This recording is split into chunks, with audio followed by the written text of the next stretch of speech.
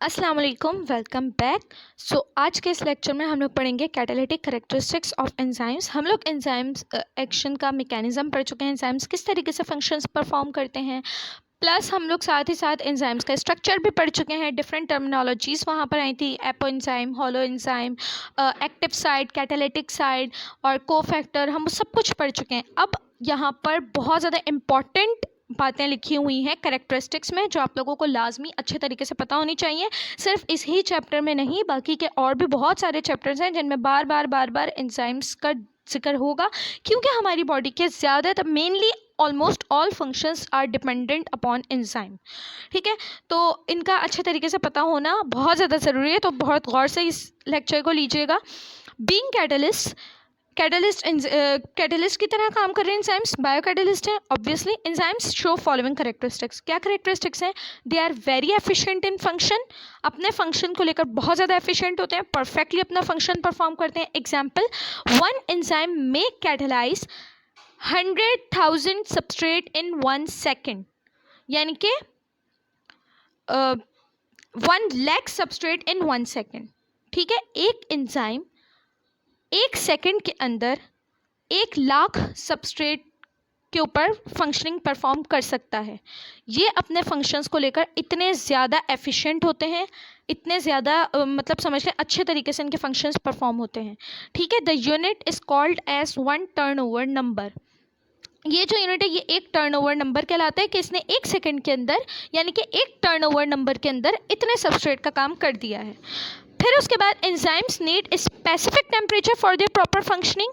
ये बात तो खैर हमने अभी ऊपर भी पढ़ी है दूसरे लेक्चर में, लास्ट लेक्चर में, कि एंजाइम्स को अपना फंक्शन, अपना प्रॉपर फंक्शन परफॉर्म करने के लिए स्पेसिफिक टेम्परेचर की ज़रूरत होती है। अगर टेम्परेचर इंक्रीज़ कर दोगे तो भी वो डीनेचर हो जाएगा, अगर टेम्परेचर डिक्रीज़ कर दोगे तो भी वो सस्पेंशंस बना सकता है, उसकी फंक्शनिंग स्टॉप हो सकती है, डिक्रीज़ हो सकती है, या सिंपली वो डिसफंक्शनिंग हो सकती है, उसकी वो डिस्टर्ब हो जाएगा। So drinking cold water during meal is medically wrong. ठीक है, आजकल जो हम लोगों को बहुत ज़्यादा बुरी आदत पड़ गई है ठंडा पानी पीने की, फ्रिज का पानी पीने की, सो ये मेडिकली रॉन्ग है, ख़ास तौर पर खाना खाते वक्त। रीज़न इज़ दैट सिंपली कि खाना खाते वक्त मतलब हमें क्या, डाइजेशन की, प्रॉपर डाइजेशन की ज़रूरत होती है। उस दौरान हमें बहुत सारे एंजाइम्स हेल्प आउट कर रहे होते हैं, बट जब आप खाना खाने के दौरान ठंडा ठंडा यख पानी पियोगे तो क्या होगा, आपके एंजाइम्स की फंक्शनिंग डिस्टर्ब होगी और आपको नुकसान होगा सिंपली।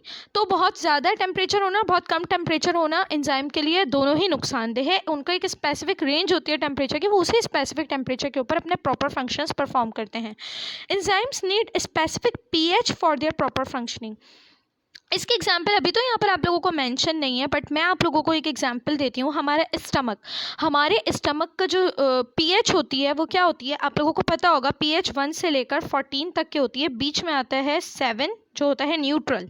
ठीक है, बाकी 1 से लेकर 7 तक के जो पार्ट होता है वो होता है एसिडिक, और फिर 7 से लेकर 14 तक के जो पार्ट होता है वो होता है बेसिक। 7 खुद होता है न्यूट्रल। ठीक है, सो ये है पीएच स्केल, ये होती हैं पीएच। अब एंजाइम्स के लिए जिस तरीके से टेम्परेचर का स्पेसिफिक होना ज़रूरी है, बिल्कुल वैसे ही पीएच का स्पेसिफिक होना भी ज़रूरी है। जो एंजाइम्स एसिडिक पीएच पर काम कर सकते हैं वो बेसिक पीएच पर कभी भी काम नहीं कर पाएंगे, और जो एंजाइम्स बेसिक पीएच पर काम करते हैं वो कभी भी एसिडिक पीएच पर काम नहीं कर पाएंगे, और जो एंजाइम्स न्यूट्रल पीएच पर काम करते हैं वो कभी भी एसिडिक या बेसिक में काम नहीं कर पाएंगे। तो एंजाइम्स के लिए पीएच का स्पेसिफिक होना भी ज़रूरी है। फॉर एग्जाम्पल, हमारी स्टमक का पीएच होता है एसिडिक। ठीक है, अब जो एंजाइम्स स्टमक में फंक्शंस परफॉर्म कर सकते हैं वो हमारे इंटेस्टाइन में फंक्शन परफॉर्म नहीं कर सकते हमारे, क्योंकि इंटेस्टाइन का जो पीएच होता है वो होता है बेसिक इन नेचर होते हैं, हमारे इंटेस्टाइन की पीएच बेसिक इन नेचर है। सो जो इंटेस्टाइन के एंजाइम्स होंगे वो कभी भी स्टमक में फंक्शंस परफॉर्म नहीं कर पाएंगे। तो एंजाइम्स स्पेसिफिक पीएच की भी एंजाइम्स को ज़रूरत पड़ती है। ठीक है, फिर उसके बाद enzymes are highly specific. Enzymes खुद सबस्ट्रेट को लेकर भी बहुत ज़्यादा स्पेसिफिक हैं, ये बात भी हम पहले ही पढ़ चुके हैं, उसका पूरा रीज़न भी डिटेल में पढ़ चुके हैं। उसके एक्टिव साइट के जो अमाइनो एसिड्स का सीक्वेंस है, एक्टिव साइट की जो शेप है, जो स्ट्रक्चर है, जो सबस्ट्रेट की शेप है, सबस्ट्रेट का स्ट्रक्चर है, वो मैच करना चाहिए। एक्टिव साइट के स्ट्रक्चर और सबस्ट्रेट के स्ट्रक्चर को, शेप को, दोनों को मैच करना चाहिए प्रॉपर फंक्शनिंग के लिए। सो एंजाइम सबस्ट्रेट को लेकर भी बहुत ज़्यादा स्पेसिफिक है। One enzyme acts only a specific substrate, एक एंजाइम एक स्पेसिफिक सबस्ट्रेट के ऊपर ही फंक्शंस परफॉर्म कर सकता है। अगर कोई और सबस्ट्रेट उसी एंजाइम को दे दोगे तो वो उसके ऊपर फंक्शन परफॉर्म नहीं कर पाएगा। Example, amylase acts only on amylose. Amylase enzyme देखें आखिर में ASE है, सो ये एक एंजाइम है, ये सिर्फ अमाइलोज के ऊपर काम कर सकते हैं, माल्टोज या लैक्टोज के ऊपर फंक्शन परफॉर्म नहीं कर सकता। नेक्स्ट देखें, enzyme remains constant after the reaction so they can be used again and again। ये बात भी आप लोगों को पहले ही समझ में आ चुकी है कि एंजाइम्स कैटलिस्ट के तौर पर काम करते हैं। तो जब एक सबस्ट्रेट प्रोडक्ट में कन्वर्ट हो जाता है, जब रिएक्शन कंप्लीट हो जाता है, सो एंजाइम अनचेंज्ड सेपरेट हो जाते हैं ताकि वो बार बार दूसरे सबस्ट्रेट के लिए भी यूज़ हो सके। अगर एक एंजाइम यूटिलाइज हो जाएगा एक ही सबस्ट्रेट के साथ, सो वो 1 सेकंड में 1 लाख सबस्ट्रेट को कैसे कैटेलाइज करवाएगा, खुद सोचने वाली बात है। सो एंजाइम सेपरेट हो जाते हैं, उस रिएक्शन में हिस्सा नहीं लेते परमानेंटली, और फिर वो बाद में दूसरे सबस्ट्रेट के लिए यूटिलाइज हो सकते हैं। फिर उसके बाद एंजाइम्स में भी स्टडीड इन लिविंग सेल। अच्छा देखिए, हमारे पास स्टडीज़ ना 2 तरह की होती हैं बायोलॉजिकल स्टडीज़। एक होती है इन विवो और एक होती है in vitro. In vivo study क्या है, जो इनसाइड द ह्यूमन बॉडी की जाए वो इन विवो स्टडी होती है, और इन विट्रो स्टडी वो होती है जो आउटसाइड द ह्यूमन बॉडी, या अगर ह्यूमन बॉडी के ऊपर भी हो रही है but in lab, human body के अंदर नहीं हो रही, वो इन विट्रो स्टडी होती है। ठीक है, सो एंजाइम्स में भी studied in living cells. Enzymes को लिविंग सेल्स के अंदर भी स्टडी किया जाता है, इन विवो स्टडी भी उनकी की जा सकती है, और आउटसाइड द लिविंग सेल्स भी उनकी स्टडी की जा सकती है इन विट्रो, यानी कि लैब में, लेबॉर्ट्रीज में, आउटसाइड द लिविंग बॉडी भी, आउटसाइड द लिविंग सेल्स भी उनकी स्टडी की जा सकती है।